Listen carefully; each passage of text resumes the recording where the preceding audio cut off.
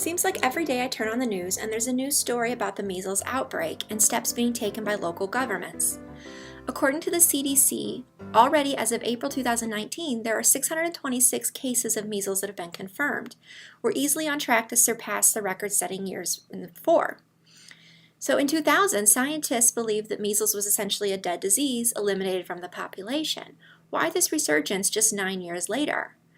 Well, as a mom with young children, this is particularly interesting to me, but also as a microeconomist, vaccines represent the classic problem of public goods that economists have been grappling with for decades.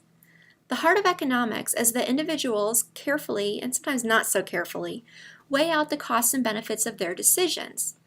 The problem is our decisions often affect others. These effects are known as externalities. My decision to vaccinate will generate significant externalities to my surrounding community. And although the scientific community has demonstrated vaccines prevent potentially fatal illnesses, clearly a benefit to myself and my family, it does come at a potential cost. In order to vaccinate my children, they need to make several pediatrician appointments to get the full schedule of injections. And I need to trust that there won't be any adverse reactions. The medical community has taken a strong stance that the benefits should outweigh the costs. Yet according to a study by Blue Cross Blue Shield, the nation's largest insurer, only 77% of children are fully vaccinated by age 3. That is actually an increase from 2013, in which the vaccination rate was 69%. That same study that found that vaccination rates overall are on the rise found that there's also been an increase in vaccine refusal rates for non-medical reasons. Nationally, the rate of refusal has risen from 2.5% to 4.2% in just the last 3 years. If we look at metropolitan areas, though, New York State has some of the highest cities with refusal rates.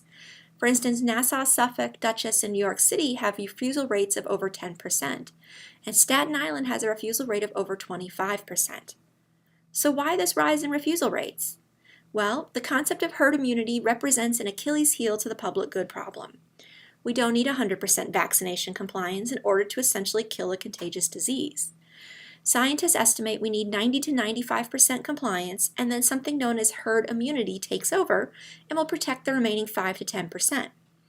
There are members of our society that can't receive vaccines for medical reasons. They might be too young or immunocompromised. Therefore, they have no choice but to rely on herd immunity for their protection.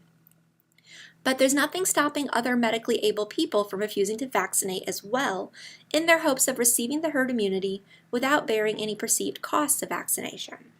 This is what economists refer to as a free rider problem, and it's a real problem for policymakers. Ultimately, it's human nature to weigh the costs and benefits that most directly affect us and potentially disregard effects on others.